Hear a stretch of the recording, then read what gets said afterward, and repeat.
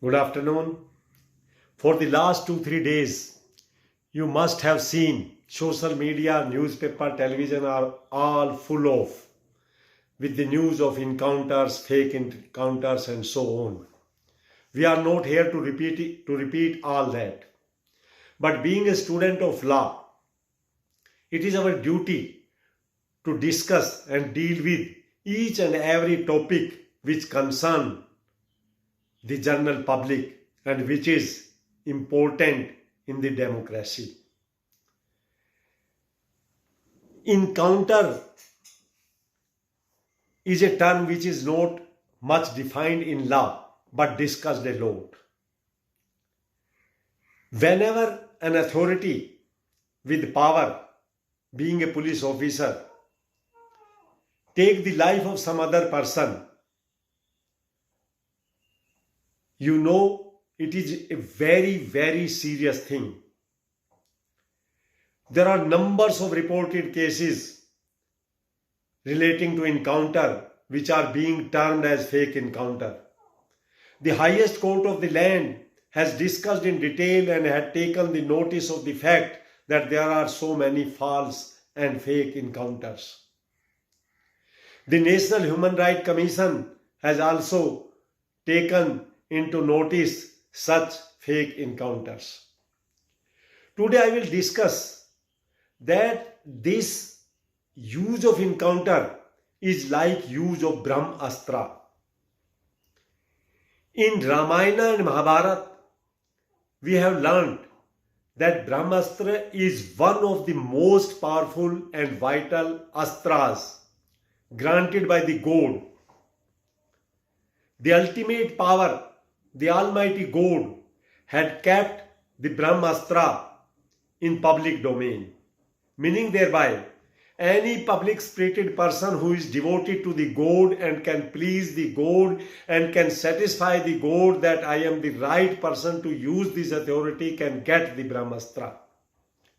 But once he obtained the Brahmastra, there were certain norms, rules, prescriptions, how, where it has to be used. In Dhanu Veda itself, a number of limitations have been imposed on the use of Brahmastra. Similarly, encounter is a term which is being used by the persons in authority, by the police officers on number of occasions. And sometimes the occasion warrants that if he will not kill the other person, then he may kill him. The person in authority, the police officer, is exercising his power under the law. He has the duty to arrest the criminal and bring him to the book. But that criminal, by use of force, power or anything, trying to escape or even trying to kill the police officer, in those circumstances, the police officer is very well justified that to save his life, he can use the power and even he can take the life of the other person. However, this power cannot be and should not be used so easily so as every person, every illiterate person living in the street of the village say that it is a fake encounter. This should not be the description. We all know, as in cinemas, the killing of the criminal is being celebrated by the public. The public is always happy if a criminal is being eliminated to the society, if he has become a danger to the citizens, to the people of the country. However, any criminal who might have committed any crime cannot be eliminated by way of extrajudicial killing or cannot be killed by way of fake encounter. That is the spirit of our constitution.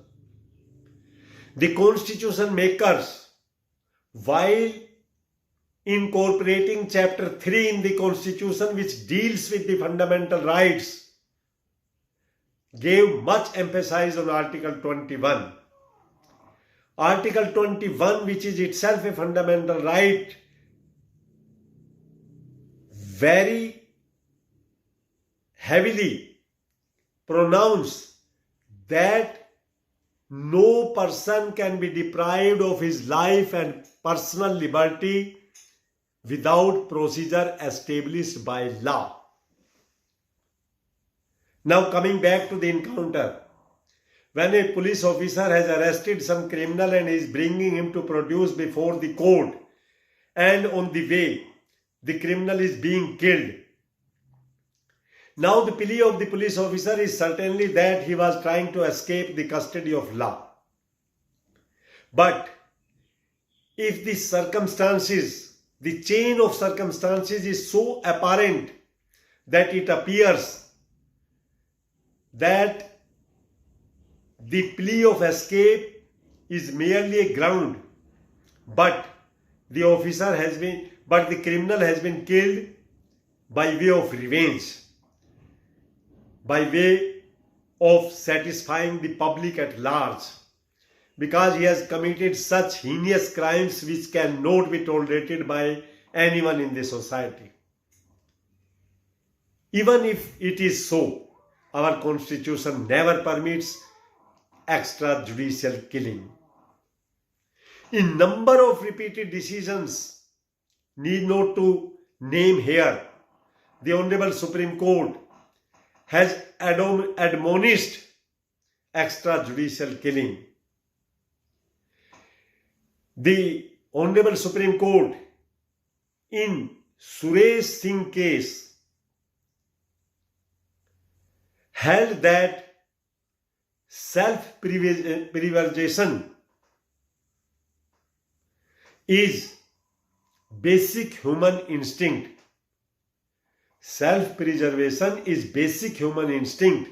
But in the name of self-preservation, you have no right or authority to kill the other, unless and until the principles embodied under Section 96 to Section 106 of the Indian Penal Code are complied with.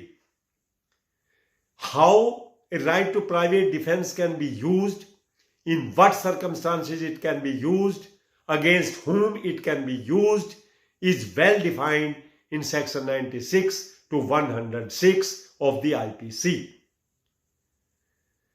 Thus, it is very much clear that as per the Constitution of India, as per the provisions of the Indian Penal Code, no police officer has any authority under the law to kill another person unless and until in exceptional circumstances it has become unavoidable as prescribed in Section 96 to 106.